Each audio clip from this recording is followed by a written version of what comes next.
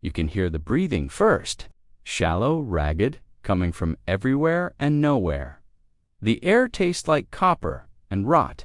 You're walking through what looks like a forest in the distance, except forests don't scream. And as you get closer, as the shapes begin to clarify in the pre-dawn haze, you realize the trees are moving, because they're not trees at all.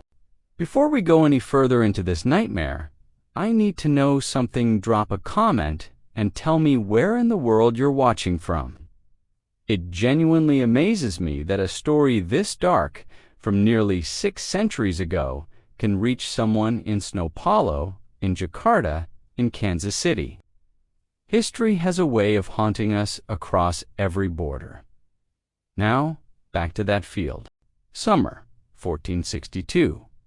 Just outside Targovik, the capital of a principality so small, most maps barely noted its existence. The Ottoman Empire masters of Constantinople, conquerors of the Balkans, the most sophisticated military machine on earth, has sent an army of perhaps 90,000 men to crush a rebellion.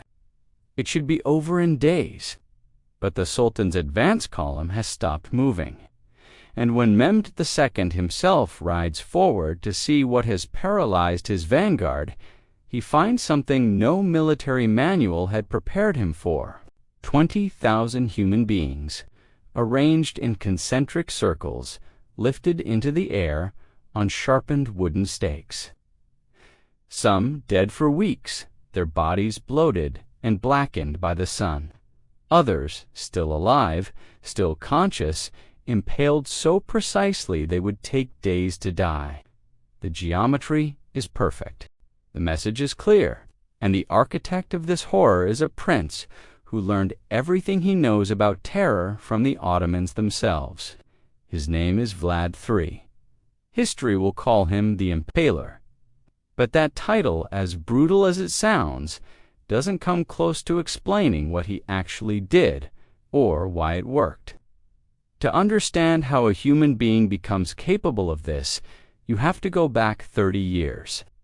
To a stone room in the Ottoman city of Edirne, where an 11-year-old boy is learning what powerlessness really means. Vlad, Dracula's son of Vlad the Dracul, ruler of Wallachia, has just been handed over to Sultan Murad II as collateral.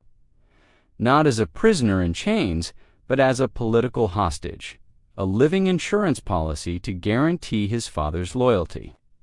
He and his younger brother Radu are given fine clothes, private tutors, training in warfare and statecraft. On paper, it looks like an honor. In reality, it's psychological warfare in slow motion. For 6 years, Vlad watches. He's educated in Turkish, Arabic, philosophy, the Quran. He learns Ottoman military tactics, administrative efficiency, the mechanics of empire. But more than that, he learns how fear can be systematized. He watches public executions designed not just to punish criminals, but to traumatize entire populations into obedience. He sees how terror, applied with precision, can govern more effectively than any law. And he learns something else, that he is utterly, completely powerless.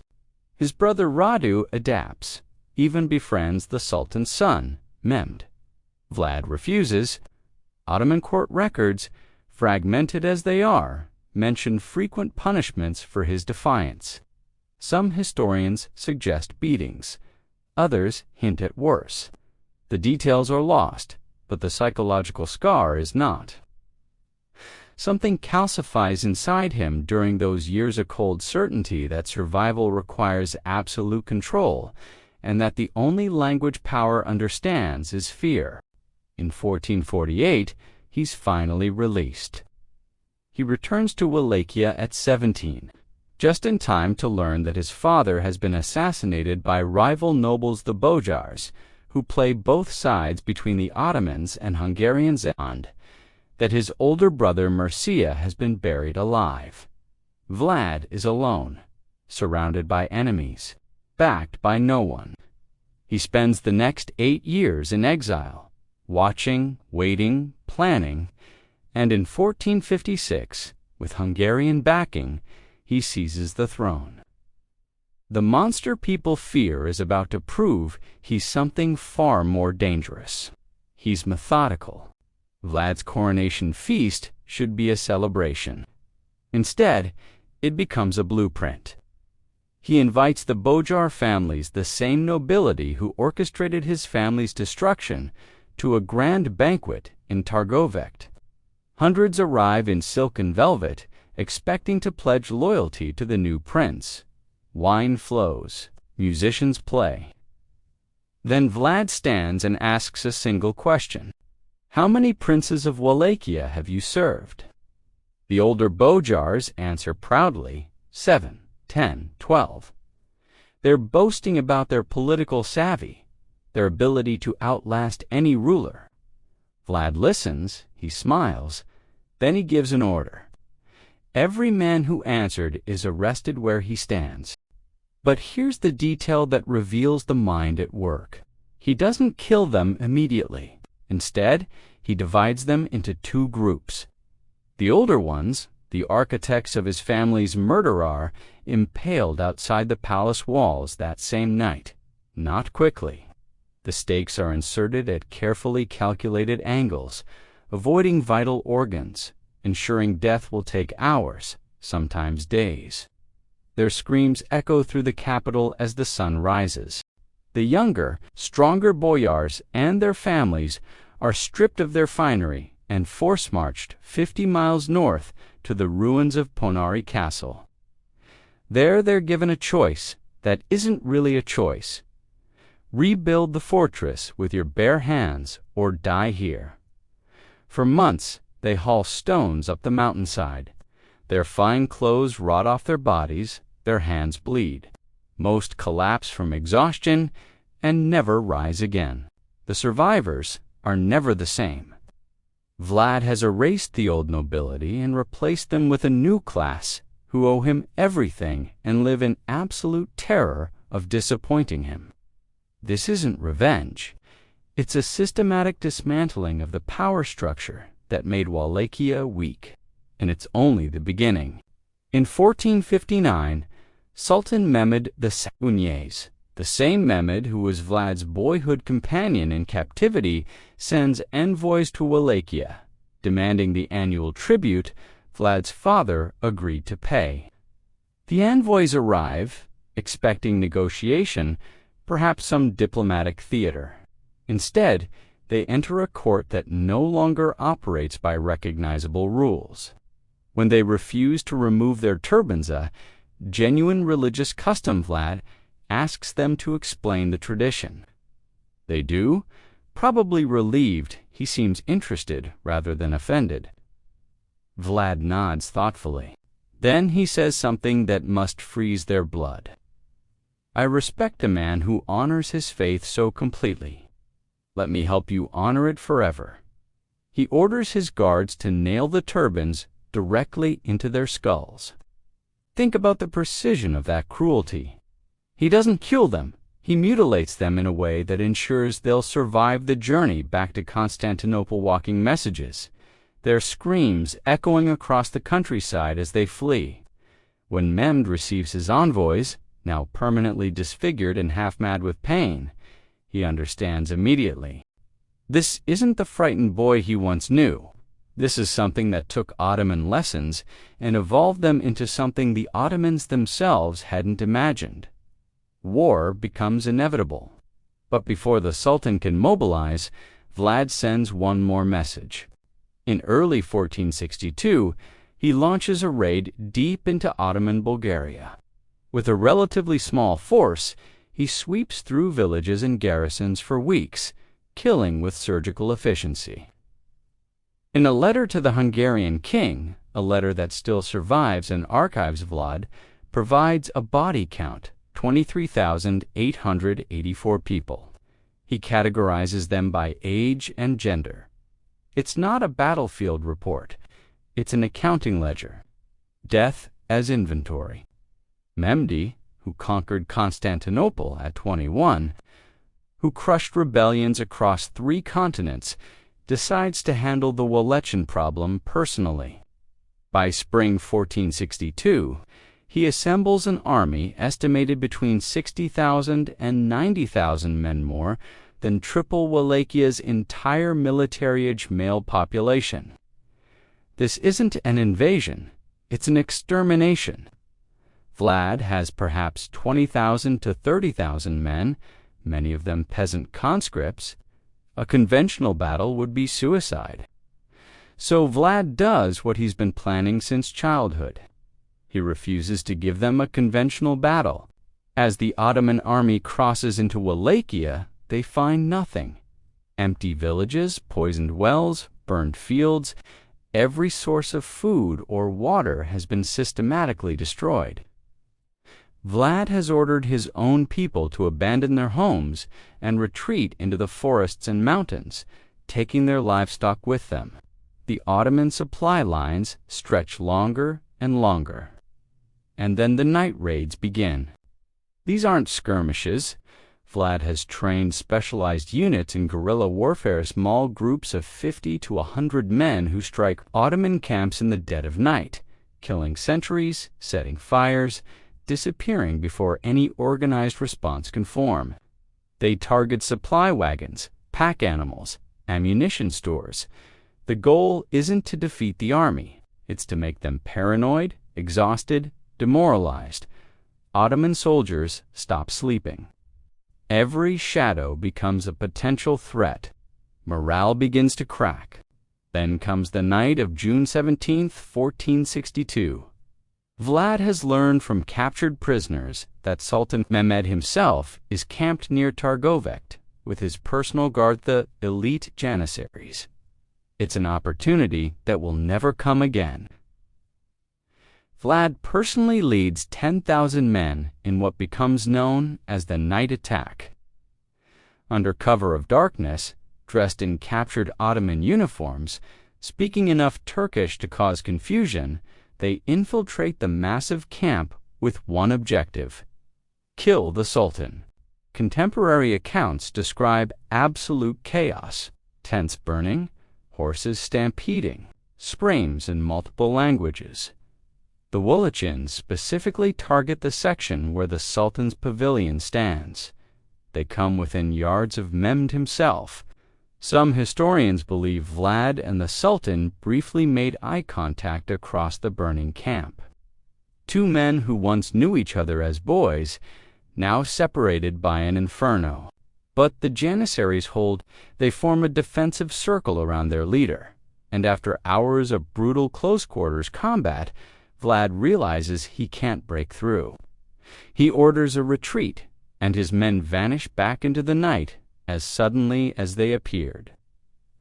Ottoman casualties are relatively light, perhaps 2,000 killed, but the psychological damage is catastrophic. The Sultan of the Ottoman Empire, in the middle of his own army, nearly died at the hands of a vastly outnumbered enemy who struck like ghosts. Mehmed's commanders are rattled.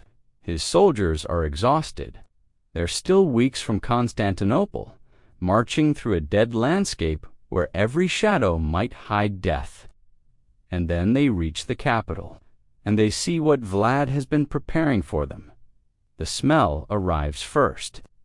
If you've ever encountered a dead animal in summer heat, multiply that by thousands and add the sweet, sick-making odor of decomposing human flesh.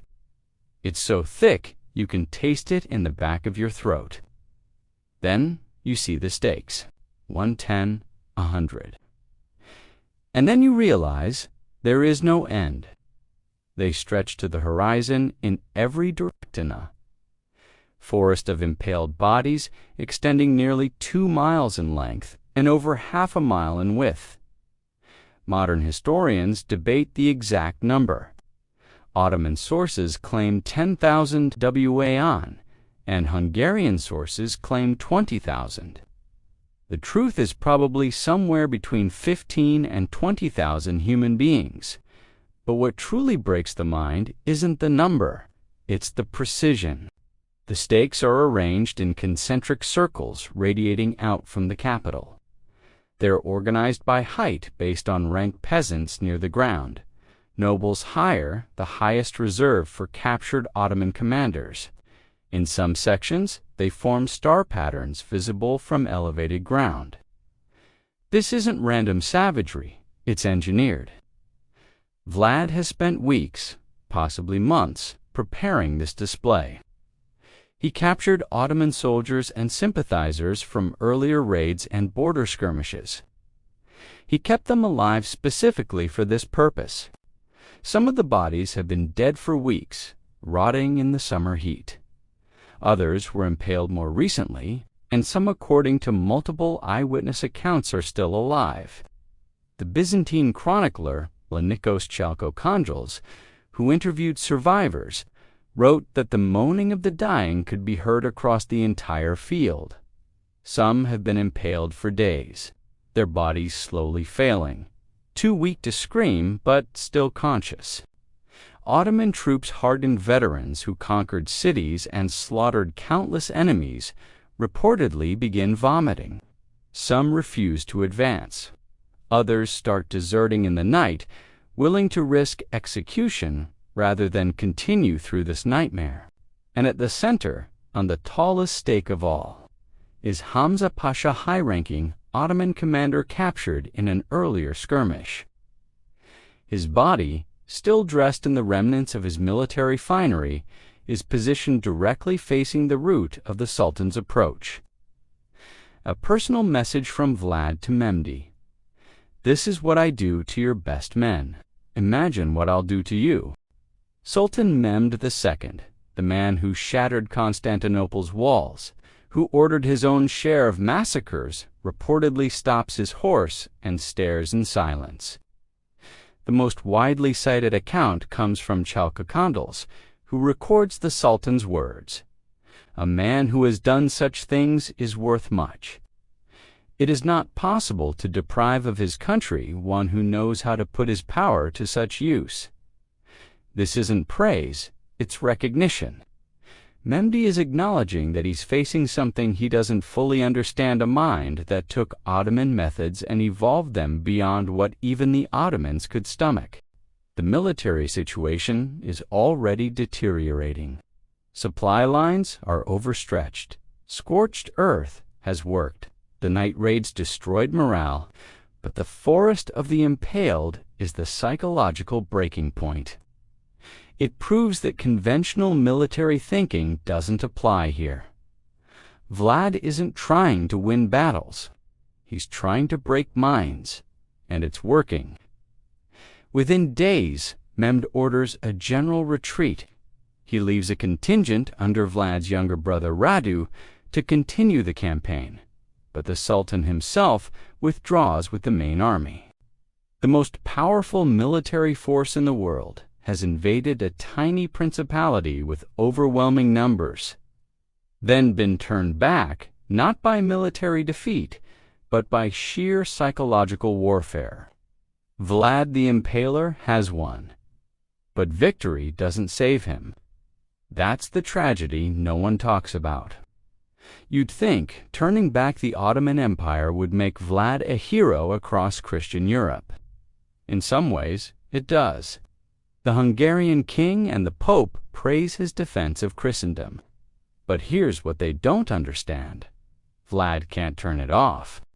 The methods that defeated the Ottomans don't stop with the Ottomans. By late 1462, he's impaling Wallachian merchants for price gouging. He's impaling boyars suspected of disloyalty based on rumors.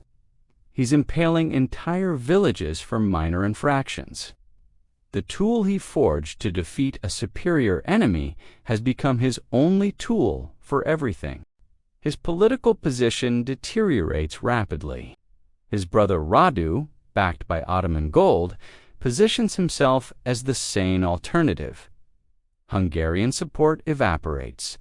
By November 1462, just months after his greatest triumph, Vlad is forced to flee into Hungarian territory.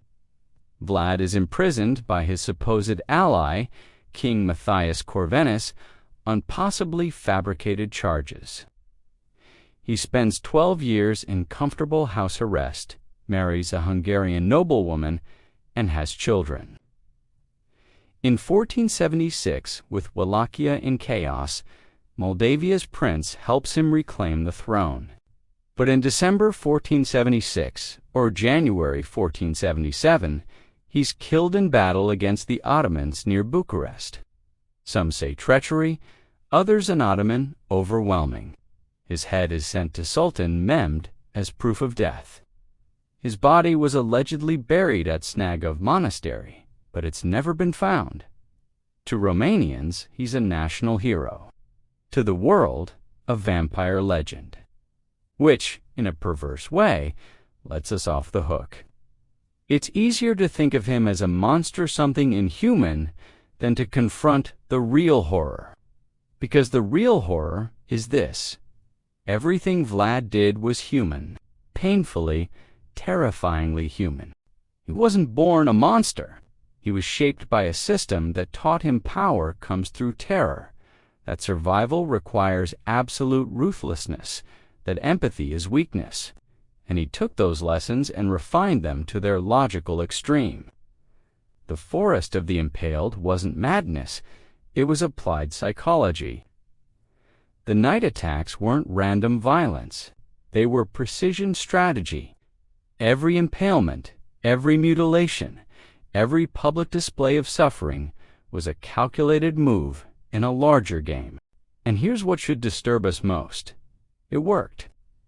Against impossible odds, using calculated terror, Vlad turned back an empire. He proved that fear, properly weaponized, could accomplish what armies couldn't. The question isn't whether Vlad was evil. That's obvious. The question is what it says about human nature that this method was so devastatingly effective, and what it means that we still can't look away.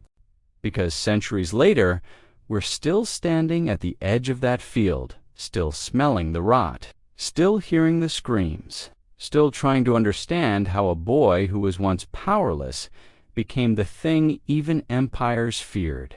And in that terrible understanding, we find the most uncomfortable truth of all: the capacity for this lives in all of us.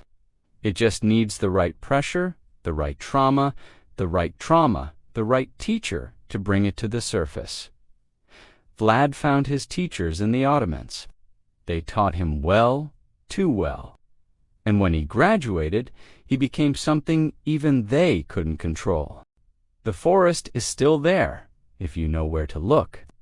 Not the physical stakes, those rotted away centuries ago, but the memory, the warning, the knowledge that terror, once unleashed, doesn't discriminate between enemy and ally, justice and madness, victory and self-destruction. Vlad won his war, but in the end, the war won him too.